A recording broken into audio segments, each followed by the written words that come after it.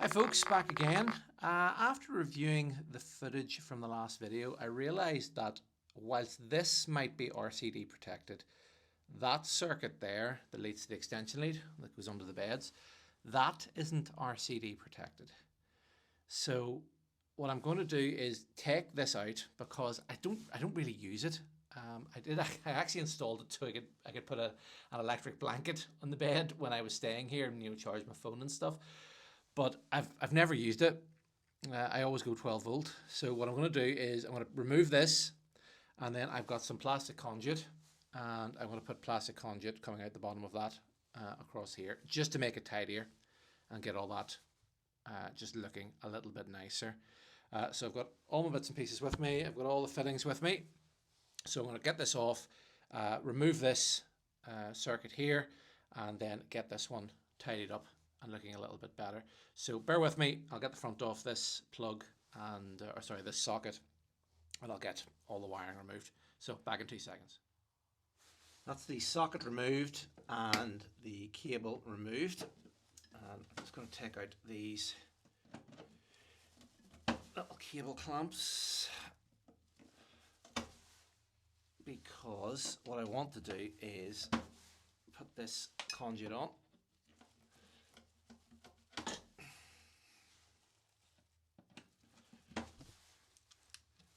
So the conduit will come down here,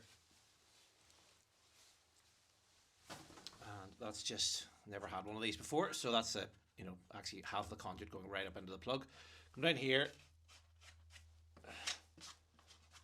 and then I'll go in behind the battery box. So straightforward enough process, not very difficult at all, obviously, and just have to measure the conduit here and then feed, obviously there's the cable, so I'll have to feed the conduit over the cable and get it all measured up. But I have enough with me, I have a good bit of conduit with me, so right, give me 2 seconds, I'll get this conduit fed over. Halfway done, well, quarter done. Got the cabling out, the extension leads removed, removed all the cabling here, fitted proper retainers for the cable. Got the first bit of trunking on, which I think looks really good. So we're just going to put a right angle fitting here, and that's going to bring the cable in behind the battery box where I wanted it.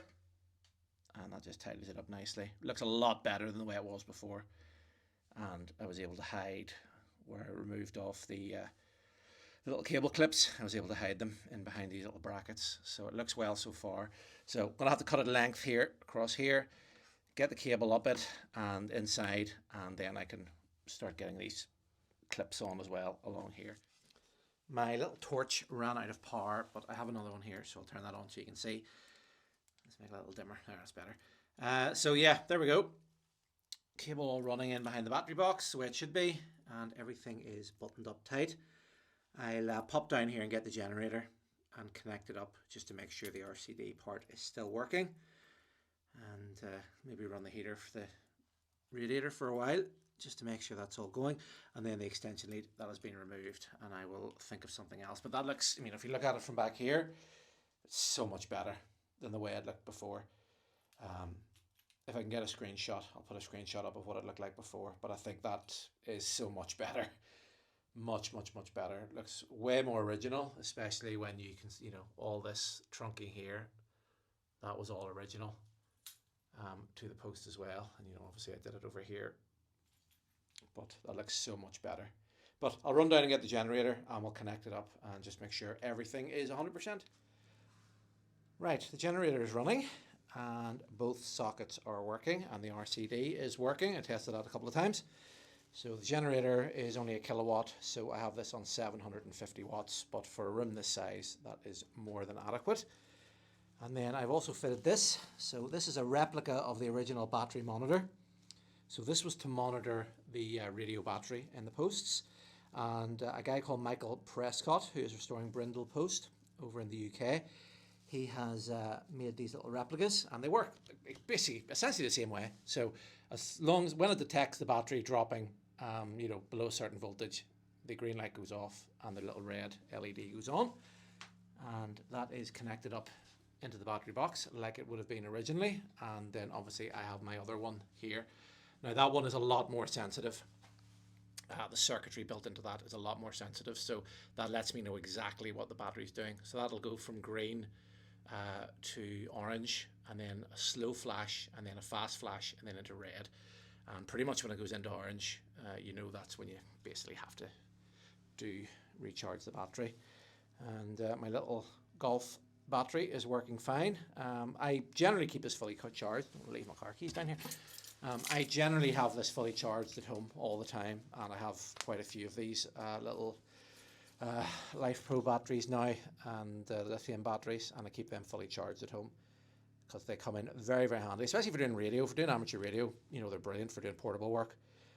But for having something like this, they're a great little accessory to have, rather than having, you know, keeping a big battery in there, which I used to do, and I used to have a whole solar system which charged that battery in there, and with a solar panel on the surface. But really, for what I use it for, that's perfect.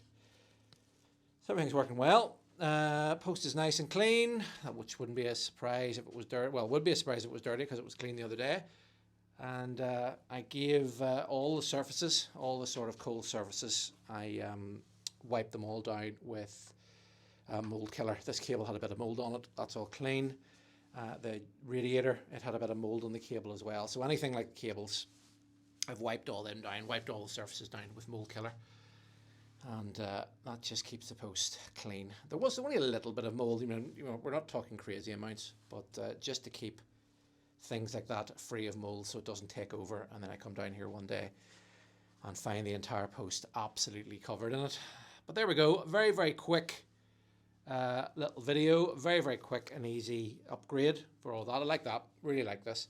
The LEDs are a little bit dim, but to be honest with you, all you want to be able to look through is give a quick glance to that and know that the battery is okay. And then obviously that is the one that I like the best, obviously hidden up there in the corner. You can't really see it, just doing its job quietly in the background. But yep, very, very happy with what I've done today. Just came down very, very quickly and get all this done, and very, very happy with that. That's a great job, and it looks much more original and a lot tidier. And it just, I think the way the two wires were before, it was just a bit of a bad look. It just looked a little bit lazy. And you know, to be honest with you, when I did it back in the day, you know, I just threw the cable really in here, and then I think it goes under the door frame. I didn't even drill a hole or anything. So at some point in the future, I will probably, if you look at it out here, I think I put a trunking, yeah, I put a little bit of trunking on. You know, at some point in the future, I might change that for white, and then it comes up here, and then just loops under. So at some point, I could drill a hole through the frame, hide all that, and you know, you wouldn't even see it. But for the amount of time I use the generator, it's not something I'm going to rush to do, but it's there for me to do in the future if I want to. But listen, folks, as always, thank you very, very much for watching, and I'll see you all again next time. Bye-bye.